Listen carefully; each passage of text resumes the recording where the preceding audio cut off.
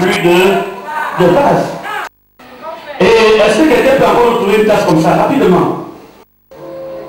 Dites, est-ce qu'il y a une tasse comme ça? Vous comprenez? Et il n'y en a plus, et l'huile. Et il y a deux manières chez l'huile de s'arrêter, n'est-ce pas? On vous me déposez une tasse de plus, alors l'huile va continuer à couler. Mais la possibilité de trouver un vase, il faut qu'il y ait un miracle dans ce vase, toujours à s'agrandir, à s'agrandir, à s'agrandir, à s'agrandir, à s'agrandir, à s'agrandir. Alors l'huile ne s'arrêtera pas. J'étais dans le Seigneur, s'il n'a même pas de vase, je fais comment? Et dit alors, les enseignements que Dieu leur donne, c'est pour leur permettre de grandir et il peut devenir.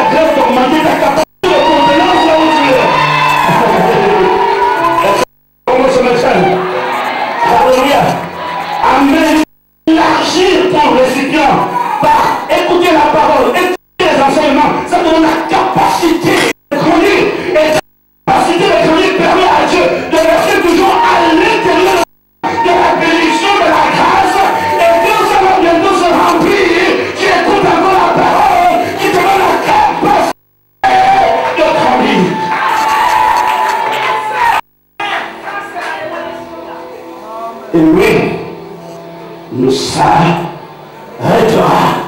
pas. Dis Amen. Dis Amen. Voyez-vous, c'est cette possibilité. Tout ce que je vous dis là, c'est biblique. La Bible nous parle de l'enfant qui a du lait. Quand tu étais enfant, mais tu deviens grand. On n'a pas un enfant, un maître. Un grand. Chaque personne qui reçoit la bonne alimentation grandisse. Si vous êtes à l'église et que vous recevez la bonne parole, votre dimension change. Si vous ne changez pas, c'est qu'il y a un problème. Et le problème n'est pas le changement, mais c'est sur vous. Si vous ne savez pas encore depuis que vous êtes dans ce c'est qu'il y a un problème. On peut régler ce problème ce matin. Dieu veut changer le statut. Dites Amen. Dites encore très fort Amen. J'aime beaucoup parce qu'il me donne toujours envie de dire quelque chose. Mais parfois je dis quelque chose parce que quelquefois quand je veux parler, je ne sais pas ce que je vais dire. Dieu respecte. Et l'heure est.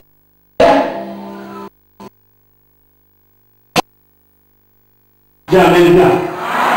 Dites encore Amen et bien.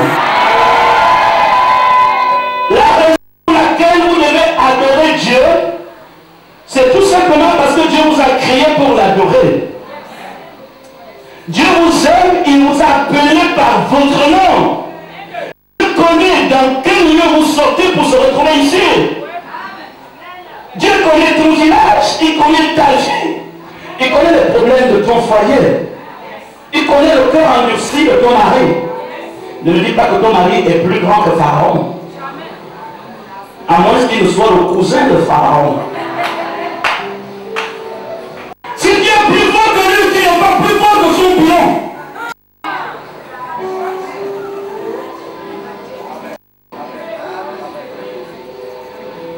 Et je crois que chacun perd le combat dans votre vie. C'est parce qu'il est venu sur un territoire qui ne l'appartient plus. Dis Amen à cet endroit. Moi je suis le bishop présent. Je ne vais pas aller rentrer dans le corps de garde de boutique et je commence à dire, allez, boutistes dedans. C'est leur territoire. Mais si un moutiste entre dans ton corps et que toi tu viens dans mon territoire, je te rassure déjà que j'ai gagné la bataille dans le nom de Jésus-Christ. Amen. Vous savez, Dieu respecte la loi, la législation. C'est par la loi que nous gagnons les principes de la loi. Est-ce qu'il y a un juriste dans la salle? Ou un avocat s'il lève la main? Parce que je vais toujours te consulter quand je vais parler. Il n'y a pas un juriste dans la salle? Bon, priez pour qu'un juriste se convertisse avant le dimanche. Il nous faut quand même des juristes dans la salle. Priez pour qu'on ait des juristes. Étant donné qu'il n'y a pas un juriste, je vais essayer de l'être pour quelques secondes. La raison pour laquelle un avocat gagne l'affaire, ce n'est pas parce que son client n'a pas tort. La raison pour laquelle un avocat gagne l'affaire, c'est qu'il a apporté plus de preuves.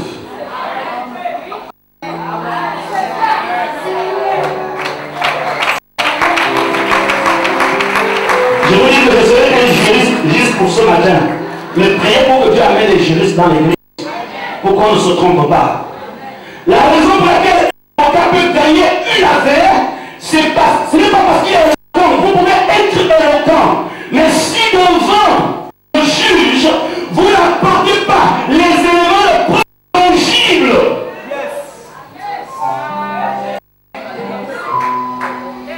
même si vous avez raison, aujourd'hui, les innocents sont en prison parce qu'il y avait l'absence de preuve pour les innocentés.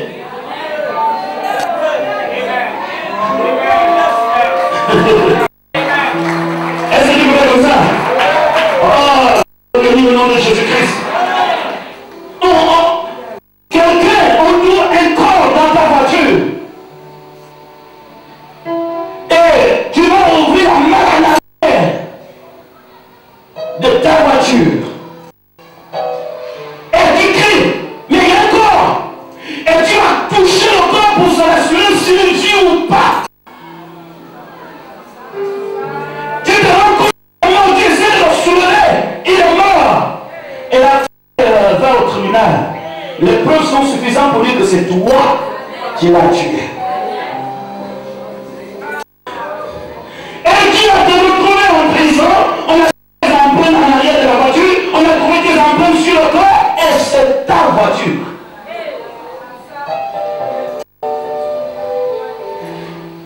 Mais s'il y a quelqu'un qui peut apporter d'autres preuves tangibles pour démontrer que même si vous avez trouvé même si c'est sa voiture, c'est pas lui qui a tué.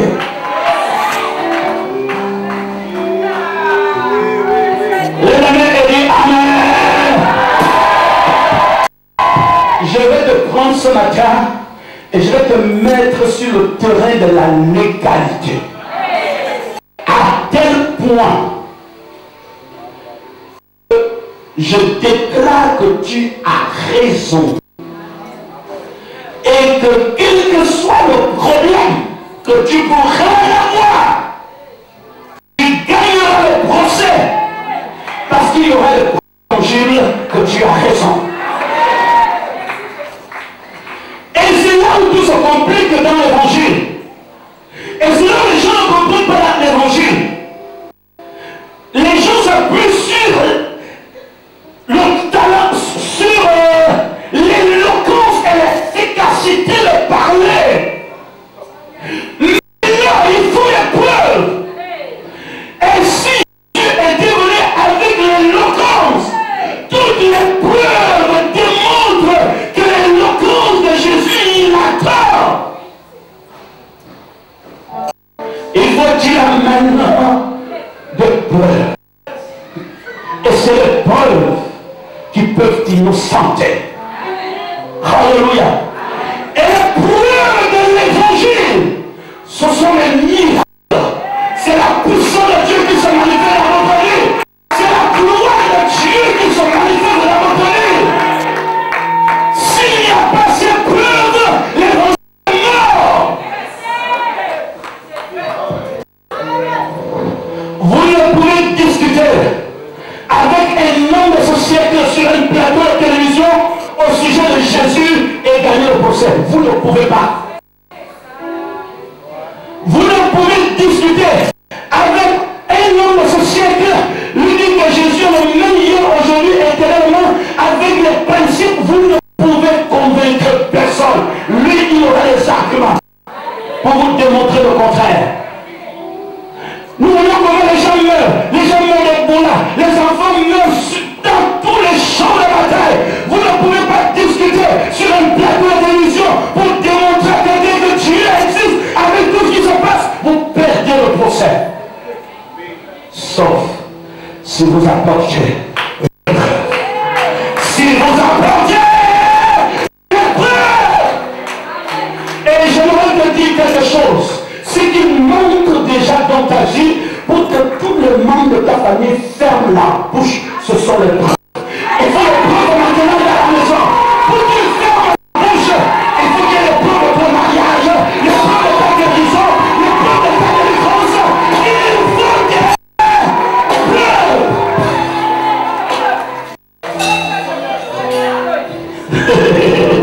Il a dit, je suis la résurrection et la vie. Celui qui croit en moi, même s'il meurt, vivra. Ça, c'est l'éloquence. Alors, Jésus donne l'épreuve. Lazare. Voici l'épreuve. Et il a gagné. Il a montré le coup qui est ce qu'il peut être. Je suis la résurrection et la vie. Celui qui croit en moi, même s'il meurt, il vivra. Vous voulez l'épreuve? Oui, Lazare.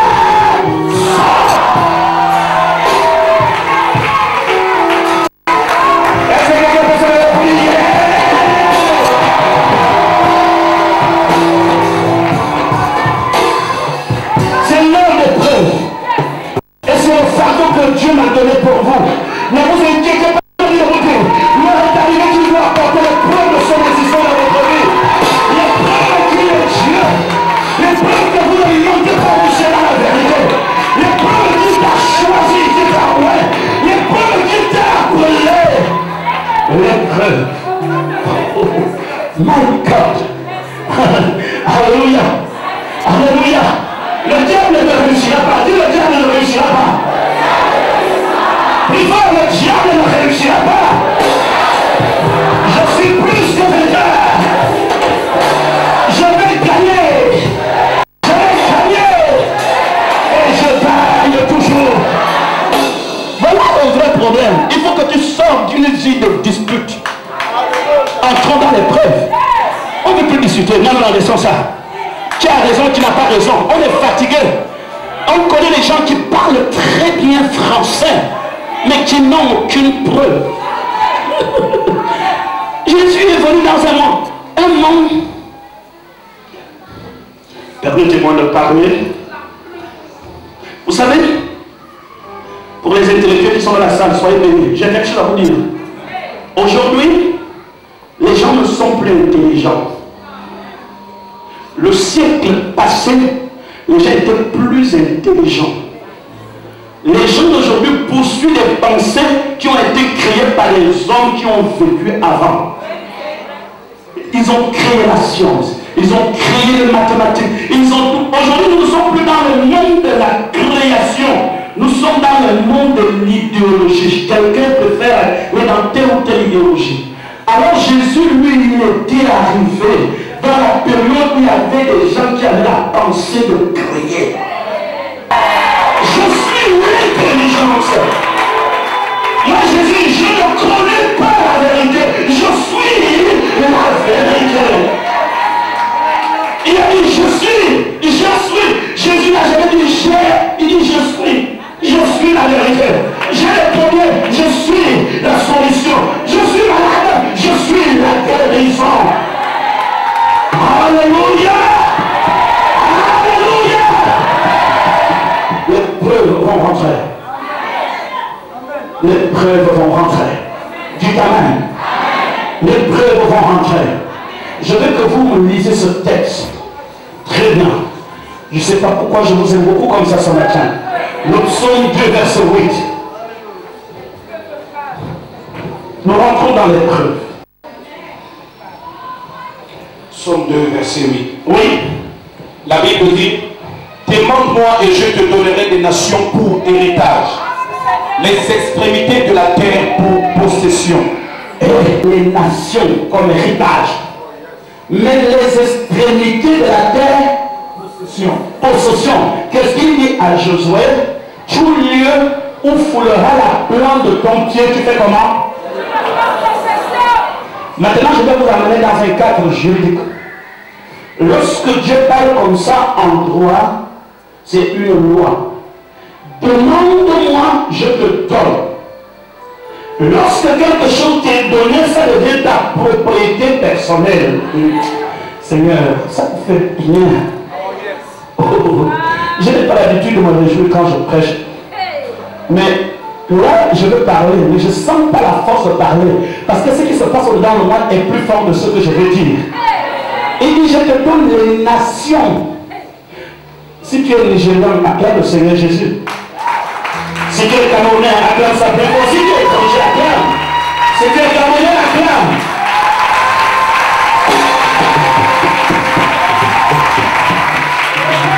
Ne te considère plus comme un étranger. Il dit que je te donne les nations.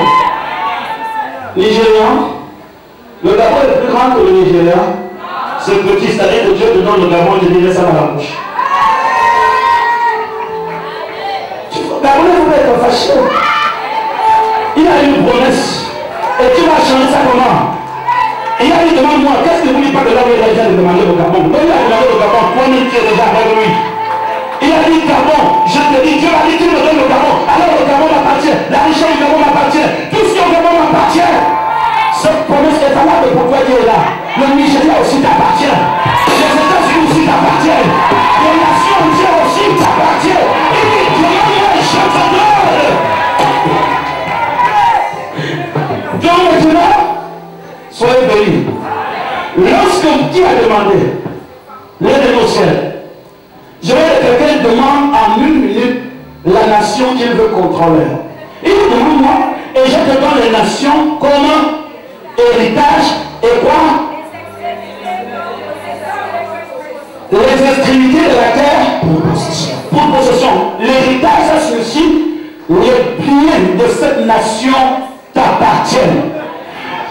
La possession signifie que la terre, partout où tu seras sur la terre, cette partie de la terre sera sous ton contrôle. Je te laisse quelques secondes réfléchir. Où tu veux aller, si tu veux voyager. La nation que tu rêves d'être ambassadeur ou premier ministre. Le pays où tu rêves d'acheter ta limousine. Là où tu rêves d'aller faire des études. Tu as quelques secondes de penser et d'y réfléchir. C'est dans le domaine de la foi. Et tu auras les preuves tout à l'heure que ces choses t'appartiennent.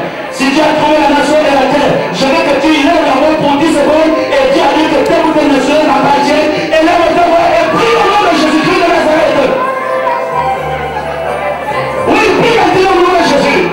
Demande cette nation, demande ce territoire. Et Seigneur, donne-moi la Tunisie, donne-moi le Nigeria, donne-moi la Côte d'Ivoire, donne-moi les États-Unis, donne-moi la Chine, donne-moi les Guinée, le Congo, Brazzaville. Oh Dieu, donne-moi la Chine, donne-moi la Russie, donne-moi le Maroc, donne-moi l'Arabie Saoudite, donne-moi la France, l'Europe, l'Espagne, donne-moi l'Afrique, donne-moi l'Asie, donne-moi l'Amérique latine, donne-moi l'Autriche, donne-moi les océans, donne-moi les mers et les terres. Je te donne les nations comme héritage. Que la richesse des nations vienne vers moi, vers le Gabon. Soyez bénis au nom de Jésus-Christ. Si vous avez demandé, ça signifie que vous l'avez reçu. Pas que vous recevrez, mais vous avez déjà. Votre prière, au moment où nous parlons, fait partie du passé. C'est fini. Vous avez demandé, pas vous recevrez, vous avez reçu. Et maintenant, il faut que tu dises et que tu te comportes comme quelqu'un de manière légale. Quand tu entres dans un pays, tu es entré de manière légale. Je parle spirituellement parlant. Tu as la légalité des nations, des continents. Et un droit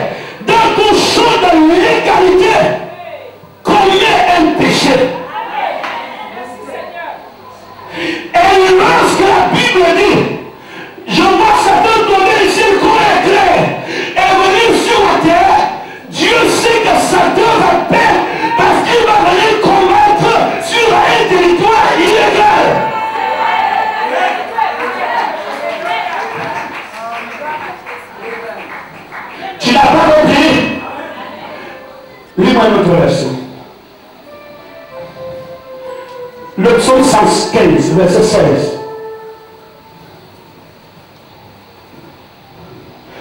Psaume 115, verset 16. Psaume 115. Quelle est la parole de Dieu? Verset 16. Oui. Les cieux sont les cieux de l'Éternel. Oui. Mais il a donné la terre au Fils de l'homme. Les cieux sont quoi? Les cieux de l'Éternel. Je ne sais pas. Toi tu es au ciel. Les cieux sont les cieux de l'Éternel. On va aller un jour. Mais il a fait quoi? Mais il a donné la terre au Fils de l'homme. Il a donné la terre à toi. Il a donné la terre à moi. Et il t'a dit que il te donne la possession de la terre. Les richesses de la terre t'appartiennent. C'est légal parce que je t'ai donné la terre. Et Satan a perdu. Est-ce que vous comprenez? Est-ce que vous comprenez? Lorsque tu es sur la terre, tu es sur un territoire auquel Dieu t'a placé. Amen. Ici. Ça signifie que même Dieu lui-même respecte la terre. Même Dieu lui-même dans son trône ne peut pas te combattre sur la terre et gagner. Vous ne le savez pas. La raison pour laquelle l'ange qui s'était battu contre Jacob n'a pas pu vaincre Jacob parce que le combat s'est passé sur la terre. Il a donné la terre au Fils de l'homme. Quiconque cherche à venir t'attaquer sur la terre, qu'il soit un ange, qu'il soit un prophète, il ne gagnera jamais.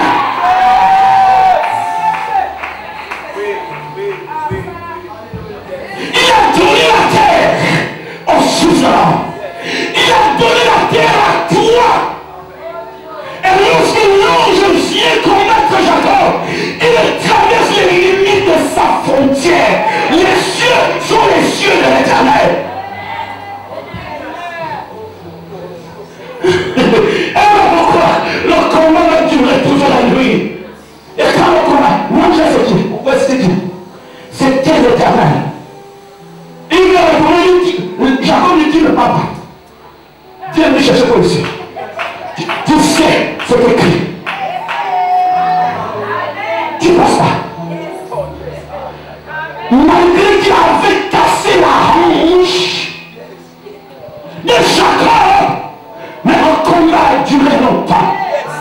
My God, si Dieu lui-même n'arrive pas à te vaincre sur un territoire légal, Rose-Croix, franc-maçonnerie, maladie, sorcier, et je ne sais pas, tu peux hésiter. Tu crois qu'il pourra te vaincre? Tu crois que la maladie pourra te vaincre? Tu crois que la possession pourra te vaincre?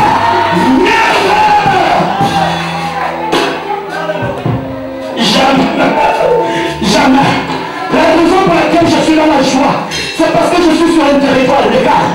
La raison pour laquelle je suis comme vous voyez, c'est parce que je sais que j'ai réussi, je gagnerai toujours. Dieu m'a donné la possession de la terre. Je suis en bonne santé, j'aurai de l'argent, j'aurai la paix, je vais prospérer parce que je suis sur la terre.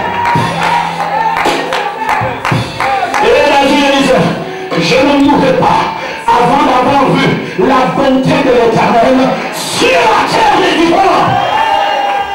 Tu ne mourras pas avant d'avoir vécu les nuits des noces de ton mariage. Tu ne mourras pas avant d'avoir allaité un enfant partagé. Tu ne mourras pas avant de travailler. Que mon Dieu te bénisse. Que Jéhovah te bénisse. Mais comprenez bien. Est-ce que vous comprenez?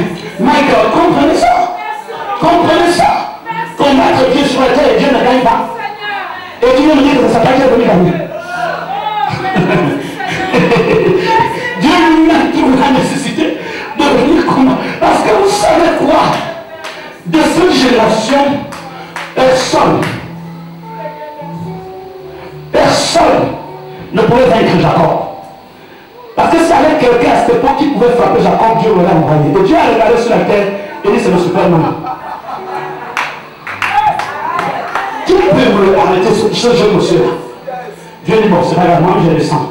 Toute la nuit. Alors quand vous partez de la lutte, s'il vous plaît, je sais que vous aimez Dieu et que vous le défendez. Sinon, ce n'est plus une lutte. Je sais que votre amour pour Dieu, ça vous dérange que Jacob ait giflé Dieu. Mais attendez, si je croise mes bras, tu te mets à me taper toute la nuit, c'est pas une lutte. Ça vous fait mal quand on dit que Jacob a donné des coups. Et tu te prends pour qu'il revienne. Ça là, ça vous dérange. Parce qu'il y a une partie religieuse dans l'homme qui fait que Dieu est quelque chose de pur. Il ne faut pas blaguer, gifler comment. Enlevez l'esprit religieux. Restez dans le domaine de l'esprit. Et sachez très bien, Dieu ne viole pas ses lois. Quand une loi est établie, Dieu lui-même ne la viole pas. Dieu la respecte. Et si Dieu la respecte, parce que c'est déjà une loi. Et Dieu la respecte parce qu'il l'a établie. Parce que Dieu lui-même est la loi. Si il viole la loi, il viole lui-même. C'est par la loi que naît le péché. Nous connaissons tous qu'Abraham a fait. Abraham, toute sa vie, c'est vrai qu'il est homme pécheur, mais dans sa marche avec Dieu, il n'a jamais péché. Même quand il a dit que sa femme était sa sœur, ce n'était pas un péché. Parce que le péché, c'est la transgression de la loi. Il n'y a pas une loi qui disait tu ne mentiras pas. Et pour pécher, il faut d'abord qu'on te dise ne fais pas.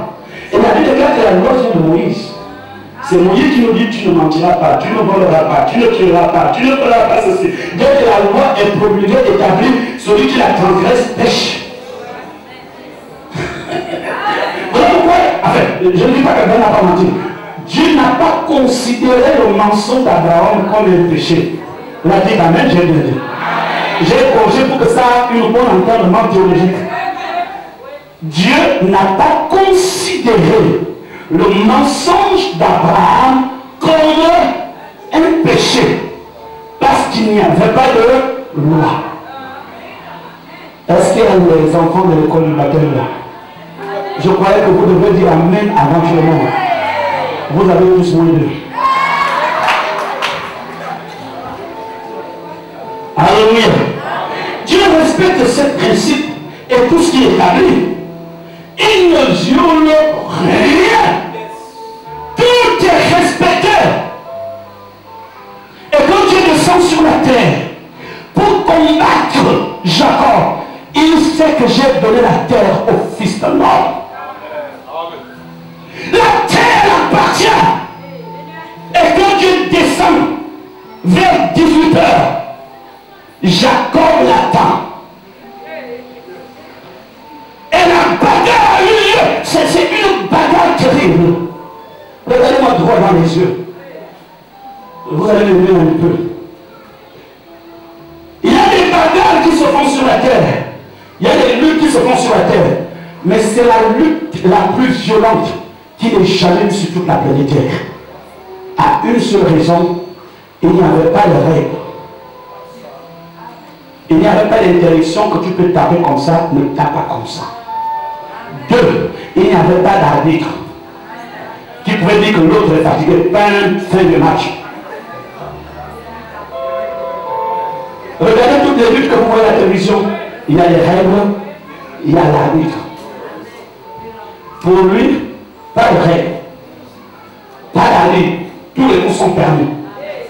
La seule loi, c'est le survivant qui gagne. Toute la nuit. Voilà pourquoi Dieu en éloigne d'abord de Jacob de tous ses serviteurs les plus vaillants. Parce que s'ils étaient là, la bagarre allait dégénérer. Quand Dieu va descendre, il a déjà éloigné tous les serviteurs de Jacob. Parce que ce n'est pas tout le monde qui se bat avec Dieu. Il faut être choisi. Et dans cette bagarre, personne ne connaît le nom de l'autre. Peut-être un, Jacob le connaît. Dans cette bagarre, tu dois sortir mort ou vivant. Dans cette bagarre, personne ne tient compte de la douleur de l'autre. Je crois que si l'ange a tapé la hanche de Jacob, c'est parce que lui-même a reçu bien avant un coup plus dangereux. Et que si un os n'avait pas été brisé chez cet ange, c'est parce que l'ange n'avait pas d'os.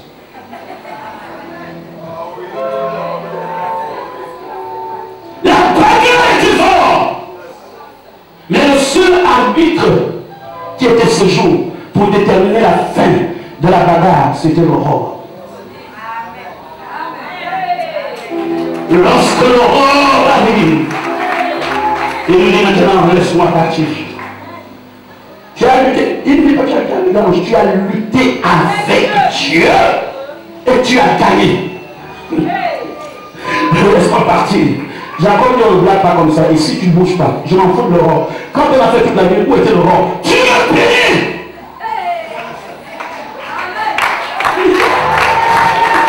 Paye-moi mes choses.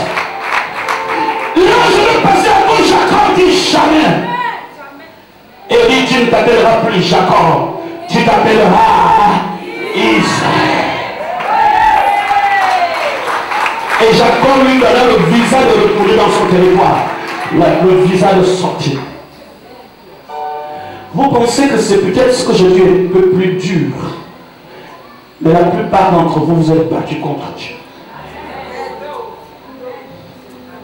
Et cette lutte, c'est tous les jours. Autour des 4 murs. Où tu es là dans le désespoir. Où tu pleures. Où tu en veux à Dieu. Où tu dis, mais pourquoi vraiment est-ce qu'il est Dieu? Où tu dis, où tu as des pensées qui brisent le cœur de Dieu, où tu as mal. Où il n'y a personne avec toi, toutes ces pensées, tout cela traverse. Pourquoi je ne suis pas comme les autres? Pourquoi les autres aujourd'hui ça marche? Mais pourquoi ça ne marche pas chez moi? Mais pourquoi mon mari ne me comprend pas? Mais pourquoi ma femme est comme ça? Mais pourquoi les enfants? Mais Seigneur, vraiment si tu es le Dieu de vérité, avec tout ce que je fais, mais pourquoi je continue à vivre la même chose? Je donne la dîme et les offrandes, je fais les sacrifices, ma vie ne change pas. Est-ce que réellement tu es Dieu? Ça se passe toute la nuit avant que l'aurore ne se lève. Et tu pleures. Et dans ce combat interne, il n'y a personne qui peut entrer dans la chambre pour te dire que tu as raison. Et tu as même l'impression que toutes les personnes qui t'apportent les conseils, y compris le pasteur, s'arrangent tous aux côtés de Dieu. Et tu en veux à Dieu. Est-ce qu'il fallait même que je le serve? Mais celui qui est à côté de moi ne sert pas Dieu. Il vit quand même bien. De quoi j'ai de plus d'adorer Jésus que X ou Y? C'est là. Chacun doit passer par le chemin de Jacob. Alléluia. Mais l'assurance, c'est que ce combat se passe sur la terre. Et si plusieurs d'entre nous sont dans cette salle, beaucoup de parmi nous boitent. Après ce combat, on boite. Je parle spirituellement parlant. Ton orgueil a déjà été brisé. Et je vois le béquille de ton humilité. Tu sens même que ton orgueil ne va plus être donné. Je préfère être humble. Parce que si on savait par où tu es passé, oh papa, sauf ce parti va de l'autre côté. Le brisement ne vient que par la lutte. Moi, on ne me parle pas comme ça. Les gens disent que le bishop présent, il est très orgueilleux, il est très mental. Si tu me connaissais, tu n'allais pas dire ça. Je suis passé par des choses dures. Le petit chose que tu vois là, c'est juste pour vouloir un peu me maintenir, mais je suis devenu brisé.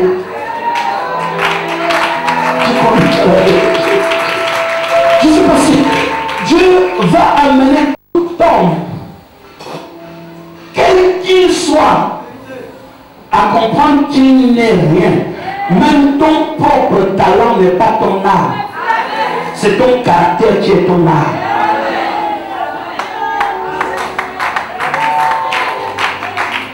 On n'exerce pas le talent en présence de Dieu. On exerce le talent en présence des hommes.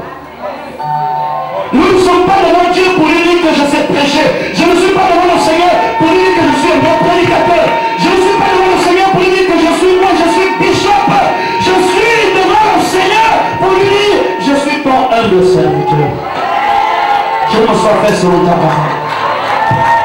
On est passé tous par là. Les galons nous ont été ôtés, brisés. Je ne suis rien. Voilà pourquoi. Si vous n'êtes pas passé par là, vous n'êtes pas encore chrétien, je vous l'assure. Je vais vous surprendre. Prends Éphésiens chapitre 6. Si vous avez encore des armes, moi ne me parle pas comme ça. Dis-moi, tu t'es trompé de personne. C'est avant que tu parles comme ça. Ce n'est pas parce qu'on est chrétien. Hein. Je peux te montrer de quel bois je me chauffe. Et il n'y a plus de feu sur ce genre de bois. Regardez Éphésiens 6 que vous lisez tous les jours. Un petit verset que vous ne connaissez pas votre attention. Le verset 11, 13, je crois. Verset 11. Revêtez-vous de toutes les armes de Dieu, afin de pouvoir tenir ferme contre les ruses du diable. Car nous n'avons pas à lutter contre la chair. Revêtez-vous quoi? De toutes les armes de Dieu. Est-ce que c'est ce qui est écrit dans votre Bible? Regardez très bien, il demande quoi? Et comprenez que ce n'est pas votre armure.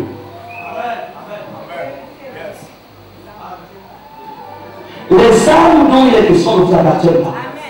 Vous ont prêté, vous sont donnés. Ce n'est pas pour vous. Il appelle ça les armes de Dieu.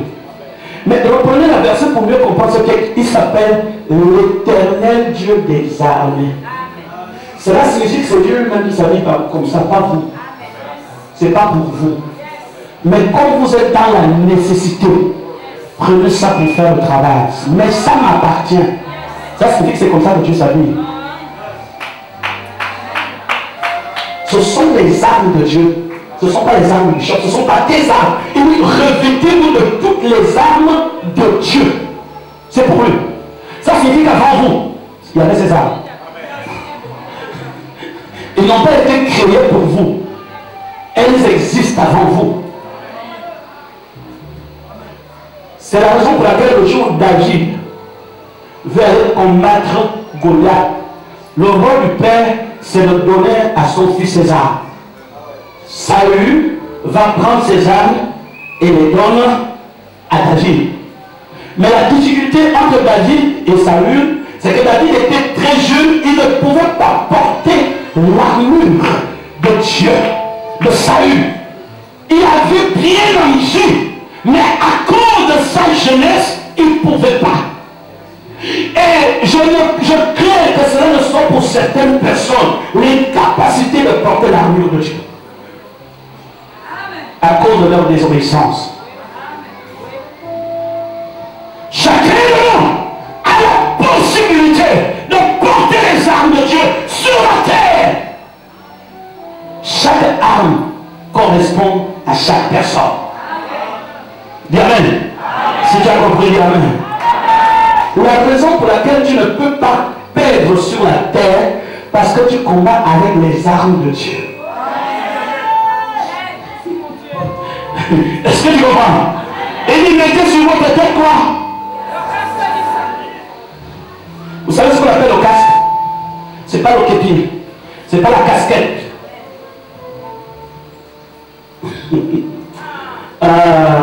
On va sortir cette partie, je ne vais pas vous embrouiller. C'est exactement le lui-même. Parce qu'un véritable casque, ce n'est pas les trucs que vous voyez avec les gens de l'ONU. Ce n'est pas ça qu'on appelle casque. Lorsque Paul écrit, étant à cette époque, les Juifs étant sous la domination des Romains, il essaie d'abord de voir le vêtement des Romains, des soldats romains. Et quand vous regardez bien, vous étudiez le mot casque. Lorsque quelqu'un portait le casque, On ne voyait à peine que ses yeux. Vous ne pouvez pas identifier la personne qui est derrière le casque. Parce que le casque couvre tout. Comme ça. Ça vient comme ça. Et ce n'est met ça, le casque du salut sur ta tête. L'ennemi ne te reconnaîtra jamais.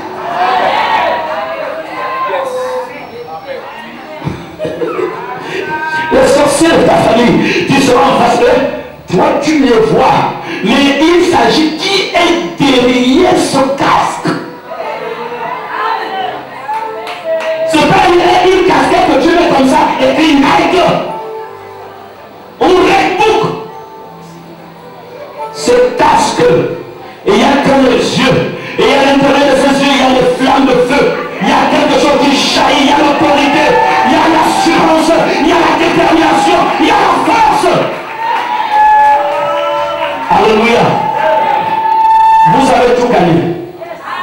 Et Dieu me dit soyez rassurants, car l'heure d'épreuve est arrivée sur la terre. Et Dieu me dit de dire à chacun de vous, il faut que vous compreniez que toute provocation terrestre à votre égard, cette personne perd la bataille.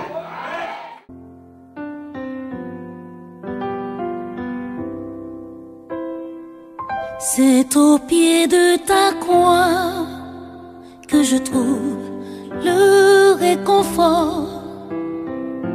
Je n'ai plus peur de rien quand je suis blotti dans tes bras.